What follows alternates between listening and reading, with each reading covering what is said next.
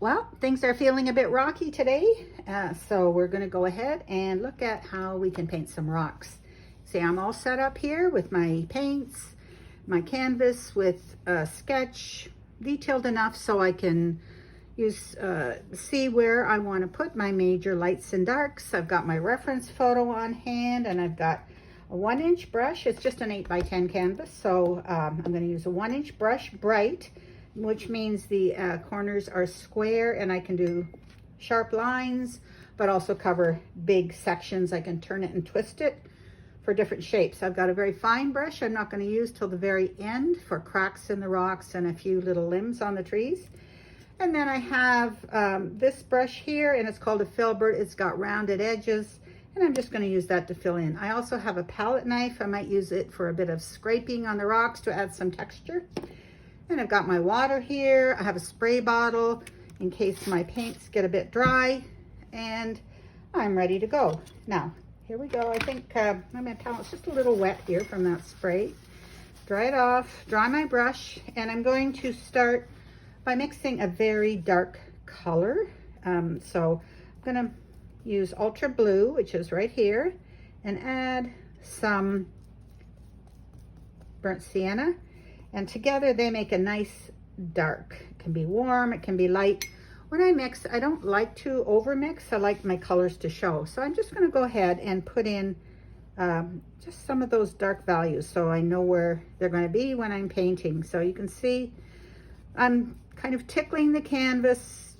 If I want a point in the dark design, I'm just gonna angle my brush. Not putting the paint on too heavy to start. I just want to know that I can see where the lights and the darks are here. So there we go, up against this rock. Being aware of the shapes that I'm making behind. This whole area back in here is kind of in shadow. Cutting out behind this rock. That rock there. I'll pick up a little more paint.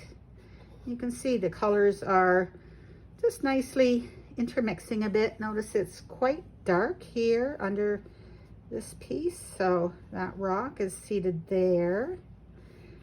And then it goes up against this rock, which also has a dark side, but where it touches the water, notice it's quite dark. Anyway, and then this rock up against that one. I like to have geometric shapes in this rock. So here we go, trying to make the shapes all a little bit different. I think we'll have that one maybe bending down a bit. Notice I've invented some shapes, dark shadows here, because I want that rock to not just be light, but to move up into the painting like an arrow. So here, these are going to be kind of a mid value, and I want a nice dark silhouette of the rock here. So we'll put that in just so we know where we're going when we're painting. This little one will be also nice little, notice I'm turning my brush to get different shapes, but I still want quite a nice loose feel. And here we have all these little rock wrinkles. And then again here, straight across and dark in behind this rock. And then it comes up to here, and again this rock is dark at the bottom. And so again, just following my thumbnail, looking at my photo reference, making sure I remember that I want a variety of lights and darks. And I've got some mid-tone here, so I'm just lightly touching it where those are going to be. And then I can decide, okay, I'd like this rock to stand out a little more. So it's just a nice design of light and dark, a dance that I'm trying to get in these rocks. And I can, if I want, just quickly put in where, so I'll know in the future where my trees are going to go and branches. And see, they're kind of sweeping down to meet. And notice again, I'm rolling my brush, rolling it to get different shapes and textures, not being too exact, just saying, okay, I know that's where I want some lights and darks. That's where the trees are going to be, and this is going to be pretty well in shadow, right? And again, here, of course, I will have, this is quite dark, so I want to make sure that I reflect that here. Horizontal lines, it kind of gives me a roadmap so I can quickly fill it all in. This is not as dark. There we go. You've got that. Notice I used very little paint, but I've got a nice little roadmap now that's going to help me decide the painting, where things are going to go. And I did plan for in the background at about 1/3, I'm making up my own horizon.